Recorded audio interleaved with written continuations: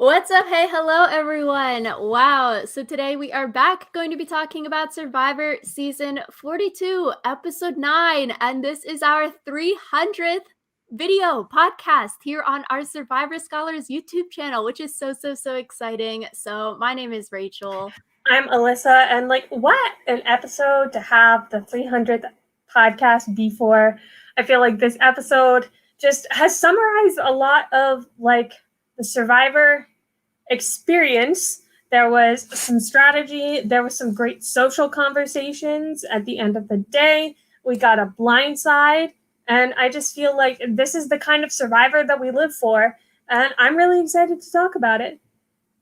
Yeah, I can't believe it's been 300 videos. That is so long, which I guess we've been doing this for for 8 years. Too long. Let's just go too long. So that is wild. We start off this episode where Hai is back at camp. He is very mad after tribal council. It's one of those late night scenes of Survivor. And I was like, Hai, what are you doing? You know, you can't go back to camp really mad, like yelling at people, blaming Romeo for the vote, sort of like shading him, like, oh, I know who it was. It was Romeo, really loud, like subtweeting him to the whole group when it's like you only got one vote. I feel like you should have been chill because it's like you weren't even going to go home. Romeo got 3 votes. He would have been sent home if Chanel had an idol or hit the shot in the dark. It's like seems like too much where people might be like, why are you reacting this way? That's bad. We need to vote you out. Yeah, I feel like it kind of was exactly what Romeo wanted. Like, he wanted Hai to get paranoid. And I mean, that's basically exactly what happened, where Hai was like, I feel like this was the most negatively edited we've seen Hai, which, is worth mentioning because I feel like they're definitely setting up like some sort of Hai Romeo showdown. I thought that it was going to happen this episode when they were like on their group of 5 together, but no. But I guess that was really interesting. I was upset. I feel like neither of them came out of that looking good, though, because Romeo just seemed kind of petty when he was like, I don't want to talk to any of them. I got votes. And Hai was like subtweeting. So it was not a good look for either of them. I felt like Romeo handled it better, sort of like fake nice, and then in confessional was more snarky, like I'll fake nice, but I actually dislike all of you, hee hee kind of thing. So I feel like that's the way to do it. You gotta pretend to be cool with everyone. Oh my gosh, thank you so much for keeping me, kind of thing. Even if deep down you want to like vote them all out now because you got 3 votes. But I don't know. I'm like, one vote, you just gotta let it go and fake nice also. There's no need to cause like a ruckus about it because you weren't even the backup. If it was like a 5-4 vote, then sure, like maybe cause some issues because you're on the bottom and you got 4 votes and you could have easily gone home if someone flipped. But it was like one vote, you just gotta let it go and pretend like it doesn't bother you. But I don't know, something must be in the water at OG Green because Mike didn't like Chanel after Chanel voted for him, and now Hai is like being really loud at camp after getting 1 vote from Romeo. I guess they just really do not take it well when they get votes thrown their way. And I guess it does make sense because you'll want to be paying attention to this kind of stuff because it can be like a predecessor of what is to come. But yeah, going ballistic over 1 vote, no. Yeah, and apparently, like Chanel said that Hai really wanted to have the perfect game. So Romeo throwing a vote for Hai means that Hai can't get a perfect game if he ends up like winning at the end. So I guess it makes sense. Like you'd be sort of mad if the whole perfect game thing is ruined, but it's also like the perfect game is so hard to achieve. Like, it's so hard. Yeah, so I guess if you win, it doesn't matter if you got a perfect game. So You just won't don't go beat on the yourself up. Survivor Wiki like Zach wants. So, also at this time, we see a formation of a potential men's alliance where there were 5 guys in it: Roxroy, Jonathan, Mike, Hai, and Omer. We see in confessionals where Roxroy, Jonathan, and Mike are super interested in this man's alliance, but then we also see in confessional that Hai and Omer are a little more like, we don't really want to be a part of this, sort of like wishy-washy, not a fan of the man alliance. I think what's interesting about the men's alliance is that, like, Roxroy, Rachel and I were talking about this during the episode, but Roxroy was like, or someone was like, oh, the big guys never win. And it's like, in the past, like, 10-ish seasons, Jeremy Collins won, Ben won. I'm not going to say his last name because I always mispronounce it. Tony won twice. Like, it's not like being a big guy is going to kill your game. I think that, like, this perception that big guys never win Survivor, I'm not really sure where it came from because it is like literally patently untrue. And I guess like people think about like big guys never win Survivor when they talk about like Ozzy not winning or Joe Englund not winning, when it's like there are people who don't win of every archetype in Survivor. Just because like two of the big challenge beasts that everyone thinks of haven't won doesn't mean that challenge beasts can't win Survivor. It doesn't mean that big strong guys can't win Survivor. So Yeah. that just like was a weird thing. I was sort of confused too, because even the other winners, like Wendell and Tommy, like they're tall and big and athletic, you know? So I was like, where is this kind of narrative or perception coming from? I guess we saw last season where Danny was like, yeah, you know, big guys like me, they always get picked off early or they don't make it far into the game. But I feel like there is a way for larger guys to make it far in the game. It's all about that like threat level perception, because Danny made it quite far. And even though he didn't tell people he was an ex NFL athlete, like if you manage that threat level, like, oh yeah, even though I'm big, I'm bad at challenges or I never win individual immunity, that will lower your threat level. Maybe you're throwing challenges, which, you know, can be good or can be bad depending on where you're at. But I feel like it is a balance, you know? It's like it's not like automatically you're going to get voted out because you're a bigger guy and you might be good at challenges. But if you're able to create those social bonds, or like Jeremy creating and doing the meat shield strategy, you have to surround yourself with more bigger dudes. And I guess that's what they're trying to do here with the men's alliance, where if the big guys stick together, then they can make it further and then get that winning spot.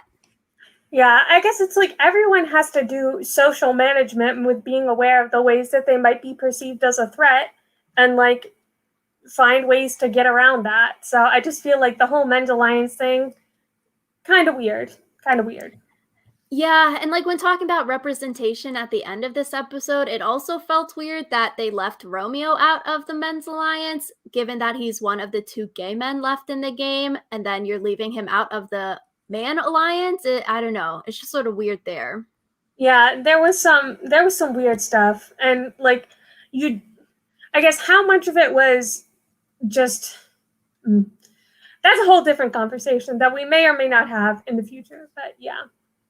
Yeah. So we get to the immunity challenge. It is the classic balancing on triangles in water. Seen this many, many times before, except a new rendition where they've made the challenge 10 million times harder because the water was really, really rough at the time they were doing the challenge, which I really wish that they waited until the water died down, because with such rough water, it was so wavy. It wasn't even fun to watch because people literally fell off so quickly.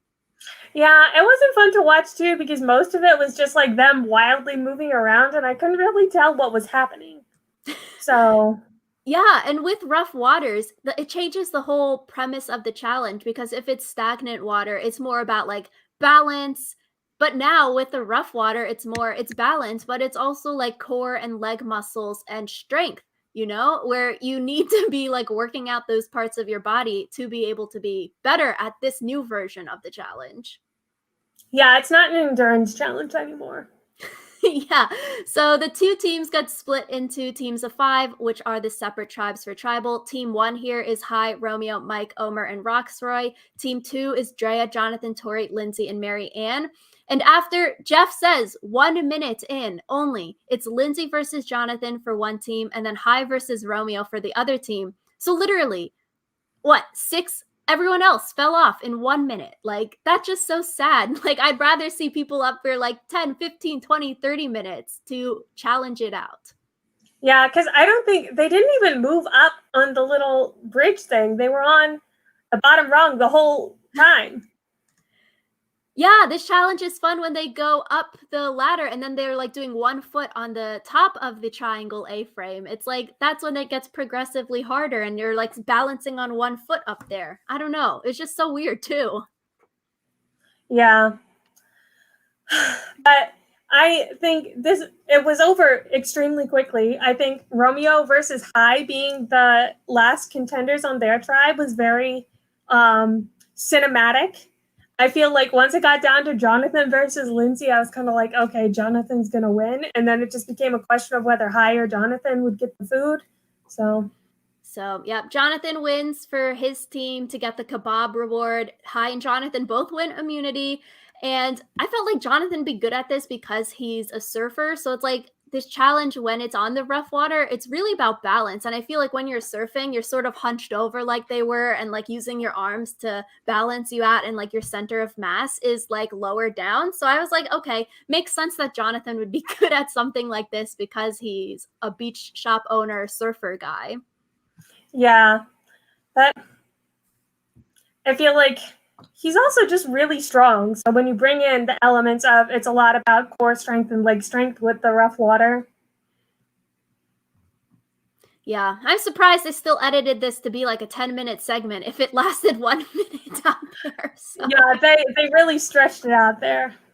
I'm like, yeah, it's like the challenge when they do hall brawls now where like they don't even show us the full hit. It's like literally cut up shots of the whole hall brawl and I'm like, just show us just show us the wide angle shot of the whole thing. It's like this. They just keep cutting really really close and then really really far back to make it longer than a 1 minute segment on our TV. Yeah. Which I feel like is kind of interesting in a bad way because I feel like we could have seen a lot more of the later points of this episode. Like, I would have liked another 5 minutes of like one or both of the tribals rather than, you know. More of them waving their arms to balance. Yeah. So this first tribe that goes to tribal, since they were the losingest tribe, they are Hai, Romeo, Mike, Omer, and Roxroy. This is the all men's tribe that is going to tribal, where Roxroy and Mike, they say that they're voting Romeo out, easy peasy. We don't even need to talk about it. Let's just go and vote and we can go back to camp kind of thing. Whereas Omer doesn't really want to vote out Romeo. He says in the long term, Romeo is better for his game, as in Omer's game, and then saying Roxroy is less movable. He can't be shaped or molded. So Omer really wants to keep Romeo around over Roxroy. And I felt like this reasoning that Omer is giving makes so much sense. Like we said last week with Chanel, like for Hai, and sort of less so Mike because Chanel and Mike had that grudge there. Like Hai could have picked up Chanel as a number, like we were talking about last week, because Chanel wanted to work with him. She didn't really have anywhere else to go. Hai could have used Chanel as a piece in his pocket moving forward. So it seems like Omer is doing that here, saying, hey, Romeo was on the bottom. He doesn't really have anyone to go to. Let me pick up Romeo as a number. And I think this is a great move for Omer. Yeah, I feel like Omer has been kind of like, he hasn't been at the forefront of a lot, but he's been controlling a lot. And so I think the way he navigates like this tribal, I thought was really interesting. And it shows like how good of a social player I feel like Omer is. Like, he's thinking about the game very much in the terms of like a social strategic game. And like, I love that for him. I feel like he's playing a really solid game.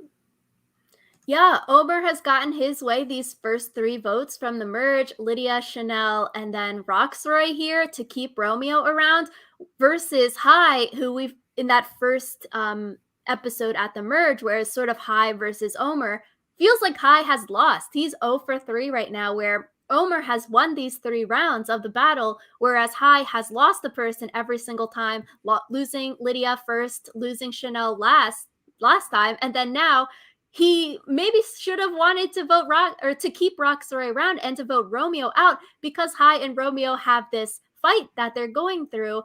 So it's just sort of funny, like if this were scripted, the ultimate enemies here of Hai and Romeo now have to become friends and work together here for this vote. Yeah, I always love the kind of like poetic justice when that happens in Survivor. It's fun. So Hai wants to bring in Mike to the new plan of potentially keeping Romeo and voting Roxbury out so he doesn't lose Mike's trust. That makes sense for Hai because him and Mike are really close. But overall, I feel like voting Roxbury out and keeping Romeo around is bad for Hai and Mike. I feel like this really only benefits Omer and Romeo because he wasn't voted out, but mostly Omer to vote Roxbury out because now, like what Mike was saying, oh, if we vote out Romeo or if we vote out Roxroy, everyone else sees us as untrustworthy. We flipped on our majority athletes alliance. You are seen as sketchy now. Like what Mike was saying makes a lot of sense. You're flipping before the final 7. There's 7 people in your majority alliance. You're going to look a little bit sketchy to everyone else because you're flipping so early. And for Mike, it's bad because him and Roxroy seem really close. Like we've seen them talking a lot these past few episodes, and yeah, I don't know, I just feel like this is another bad move for Mike and Hai.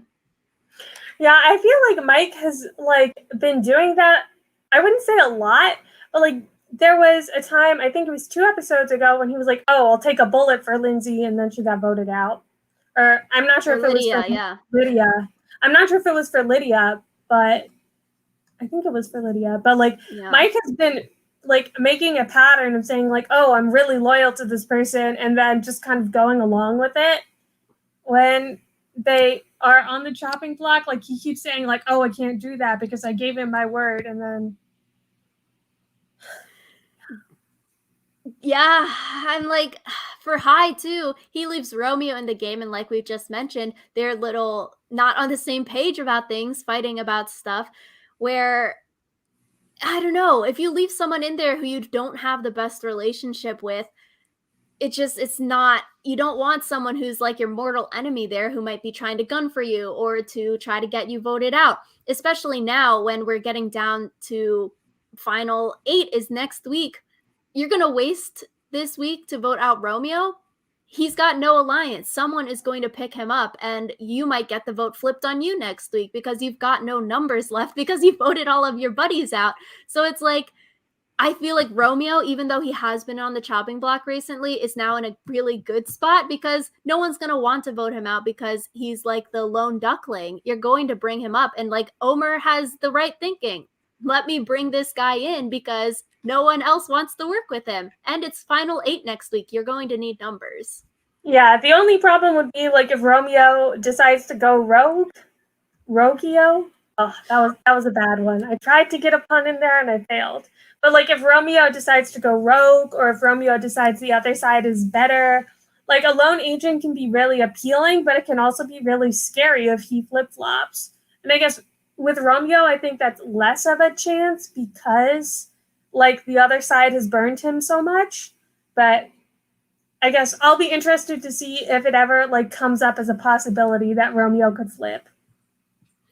Yeah, it'll be interesting to see, I guess, what the new majority alliance is. We've got mention of, oh, the Taku 4 is coming back together. We could be really strong if all of us make it through this vote. So maybe the Taku 4 and Romeo link up. They got a good thing going because that's 5 of 8. They've got the majority there. And, we're going to have an 8-person tribal next week and not 2 separate tribals. So that could be a new majority, the Taku 4 plus Romeo, because of Omer's like good maneuvering and social work here. Yeah. I really like Omer, and I feel like he's an underrated fave. So Yeah, I'm like, I think this is a bad move to vote Roxroy for Mike and Hai. Good move for Omer and by association Romeo because he wasn't voted out, but sort of a net negative here for everyone else. yeah, but I feel like kind of the brilliance of Omer's like thing is that I don't feel like anyone else realizes that it's a net negative for them. True. He tricked them all into thinking, voting Roxroy out is a good thing, but I just worry. I feel like Hai could be definitely on the chopping block next week because who else does Hai have? Mike at least has some other like social connections. We've seen Mike and Jonathan bond. Like he seems to be more well insulated. I could see it flipping on High next week. Yeah, I Yeah, could I'm see like, that, who else? Who especially else would because be? Who else because would of you vote High's out? like little blow up, and then also I feel like people see him as a strategic threat. But the only thing I'm a little worried about is that I feel like everyone in the previews for next week were like, "Oh, he's such a strategic threat, like blah blah blah blah. We have to take him down." And I feel like they wouldn't broadcast it that obviously, but Could be. Might not be High. Could be another man that they're voting out next week. But for the Daniel vote out, we said, they wouldn't show Daniel in the preview as the person going home. And then Daniel was voted out. So maybe Survivor editors are trying to reverse psychology us here. And when they show, oh, he, and then they're like cutting to High in the preview, then High will go. yeah. I guess we'll see. Yeah, so Roxora is voted out at this first tribal. We get to this second pre-tribal where the people are talking, and then the second tribal consists of Drea, Jonathan, Tori, Lindsay, and Mary Ann. Where before they go to tribal, Jonathan wants to make a big move. He is hyped up, ready to go because he has the immunity necklace. And he goes and tells Mary Ann, hey, we are voting for Drea because she has the idol. We want to flush the idol. You, Mary Ann, are the backup vote. We're going to tell Drea that it's you getting her vote, which I thought was so weird. Like, why would you tell Mary Ann that she's the backup player to get votes? Why wouldn't you say, hey, Tori is the backup person to Yeah, Mary that Ann? was the thing that like set off alarm bells. Like, why did you have to say that Marianne specifically was the backup though? Especially because no one's ever going to be like down with a plan where they're the backup.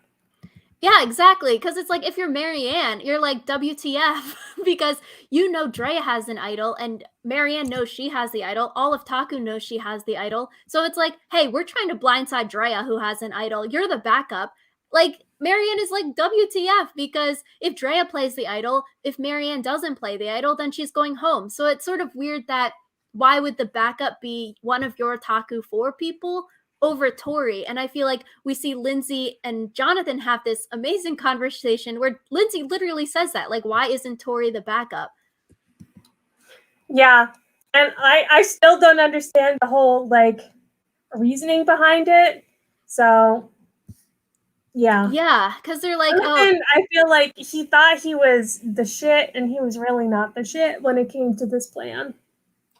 yeah, because it seems like from Jonathan's point of view, he was thinking we can't have Tori. We can't have Tori in on the plan because Tori could flip and go to Drea and then flip the vote on one of us, kind of thing.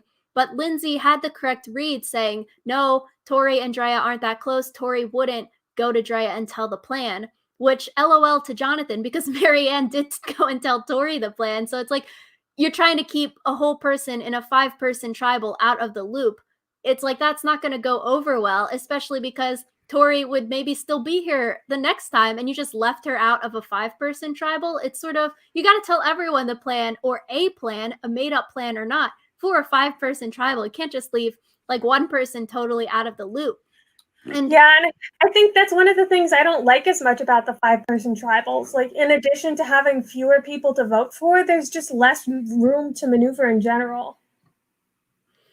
yeah, it's just not having Tori as the backup plan is just so odd here because, like Lindsay said it correctly, Mary Ann would be voted out if Drea plays the idol. If you wanted to have a strong Taku 4, you'd want Mary Ann there and you'd want her to have the idol. You wouldn't want Mary Ann to have to play the idol because she's the backup after Drea played the idol. Like, if you want Mary Ann to keep all of her advantages, you need someone else as the backup vote here.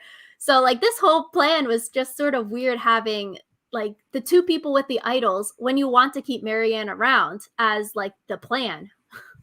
Yeah, yeah. Jonathan, buddy, no. So, And yeah. then Jonathan tells Drea, hey, we want to flush Mary Ann's idol. The plan is Mary Ann. So he's telling both of the people who have the idols that they're targeting people who have idols. It doesn't make sense also because like Drea had that confessional like, yo, if you tell me you're targeting people who have idols, that means you're probably targeting me. If you're telling people that have the advantages, you're targeting people that have the advantages.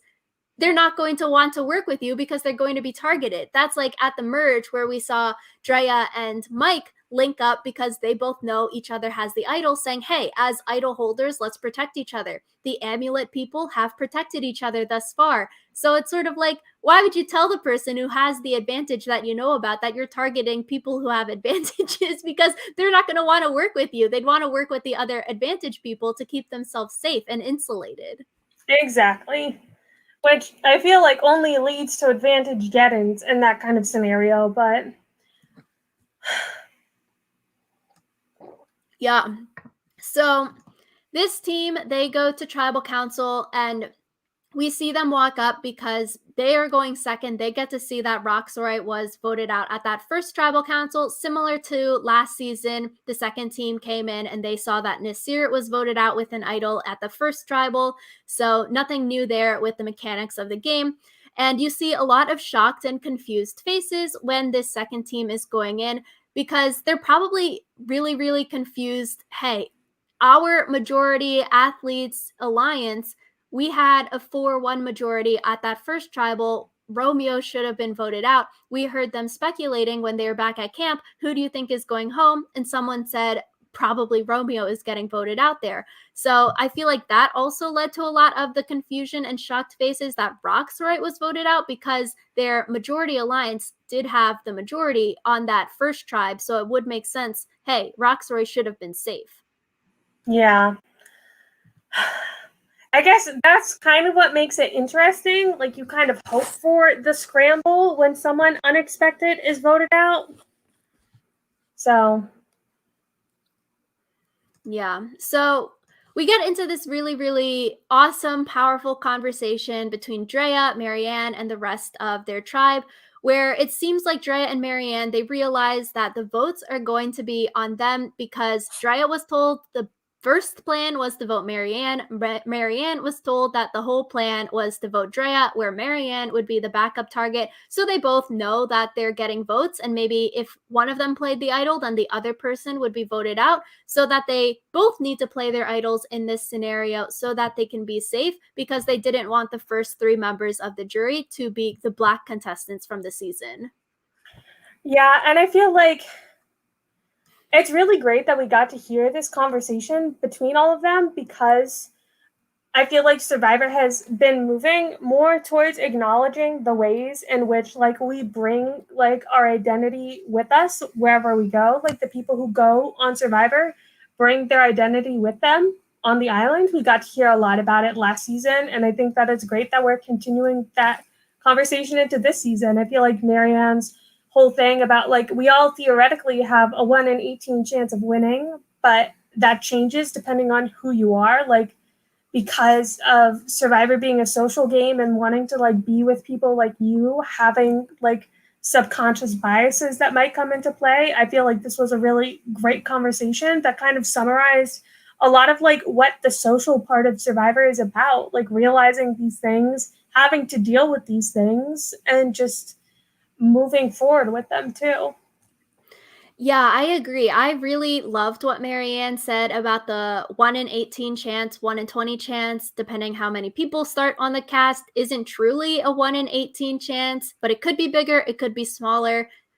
Like, really, really struck truth, because I feel like in the Survivor community, we talk about this a lot of times, looking at the order that people get voted out in, but it hasn't really come up in the show, talking about, like, okay, the boot list order, sort of thinking about who's getting voted out when, typically over these past 41 seasons of Survivor. So it's cool that people are recognizing it and that you're bringing it into the game to have that larger conversation, rather than just like people on Reddit or Twitter talking about it, so that more people can realize and recognize, like, oh, these are patterns that are happening in Survivor, but it's not just limited to Survivor, but these kinds of things do happen in the real world as well.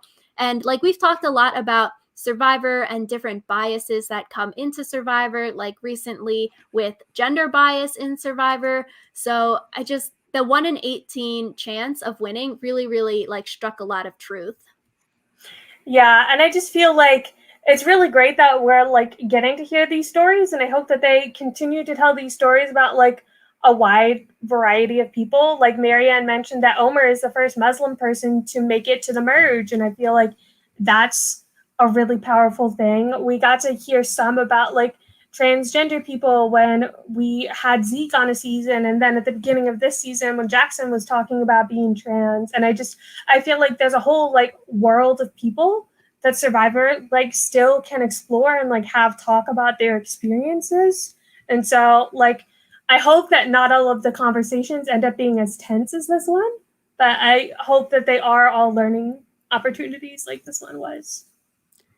Yeah, and it's really fascinating and interesting because Survivor, like we've all said, it's a microcosm of the everyday world. And it's like you see this kind of like subconscious bias in the real world too, like in the workforce or in a classroom setting where you might be the only person that looks like you in the workforce or in your job or class. Or it's like, okay, in a job, like all of the upper people, like upper management, might not look like you. So it's like, people every day in a job or in the classroom might have to change themselves to fit in or act differently in order to be accepted or in order to fit in. So it's really cool. Like you can see these different things in Survivor that also play out in the real world as well.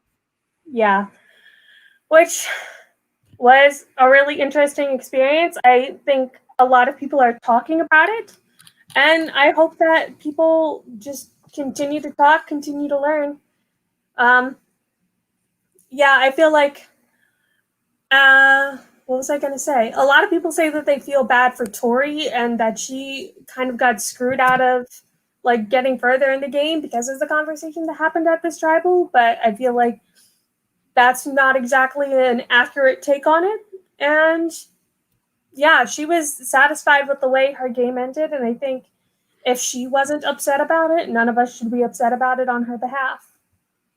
Yeah, Tori had a really great, I think, Instagram post today about her getting voted out. So that was definitely a good read. And like we said, seems like Drea and Marianne realized that they were going to be one of the votes here. So they both used what they had in the game, the advantages, candy that they had in the game, in order to ensure that they wouldn't be the person voted out here. So, like, someone else would have had to gone home. So, and I think like with the new diversity initiatives that Survivor CBS is doing, like it's we're going to see more like people of color and people of different sexual orientations making the merge and jury, where maybe they would have been voted out early in previous seasons if they were like the token X person on the island. So I think it's really cool. Like representation is important, and hearing all of these different stories are really important for the viewer and for the people on the cast, like learning about these things. Yeah. So good talk, and I feel like I said, that's the kind of thing that I feel like Survivor does really well. Like I feel like on the challenge you don't really get to hear about this kind of stuff. There's other like reality TV shows where they don't really talk about social issues. So that's cool.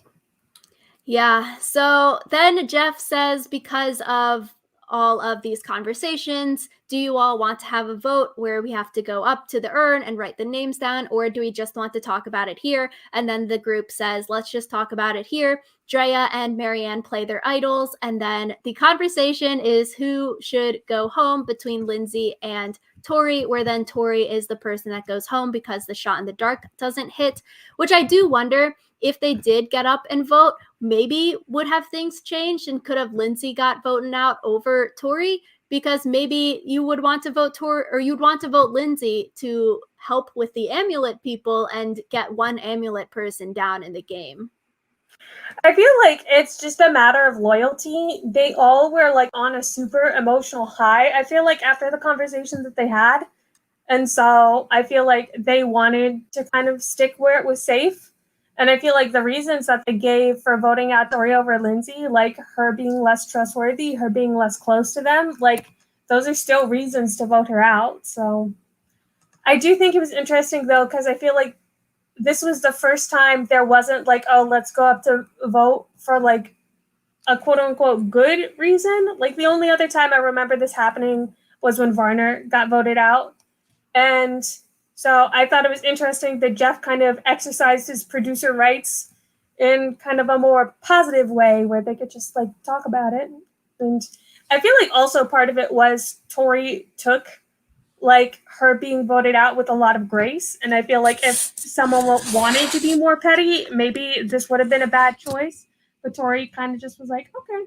And like she played her shot, obviously, but it wasn't a bad thing. So Yeah, it would have been interesting if the shot hit. So now we are 5 shots, no safety. So we're going to be 6 next time if someone plays it soon, where would it be safe or not safe? So I don't know. That'll be interesting to see if someone can ever get a safety scroll out of this. yeah, otherwise I might start thinking this is rigged. Like the do or die. Yeah, They're all not safe scrolls in there. exactly.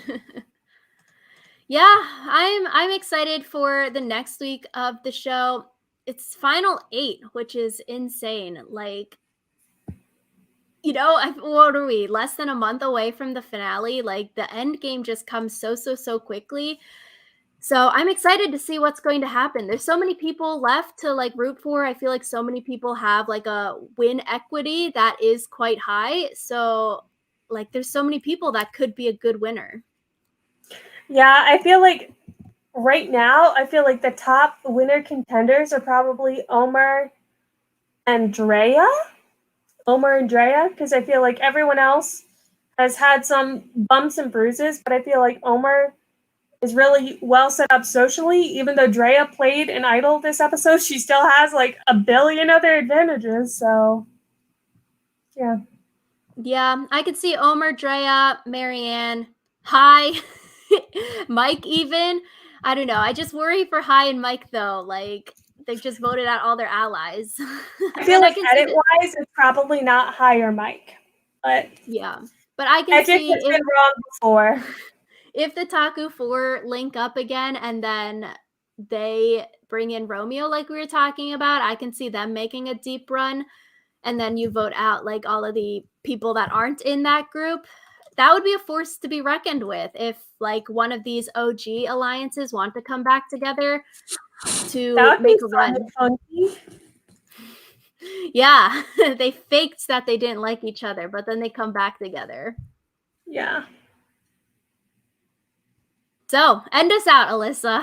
Yeah, I was like trying to think of something fun and snappy, but I don't have anything fun and snappy to say. Let us know what you thought about this episode down in the comments below. Do you think that we needed 10 minutes of what was really a 2-minute challenge? Did you love Tori's eye roll in the middle of the tribal council? Who do you think is next to win the game of Survivor? Let us know all that and more down in the comments below, and we will see you guys next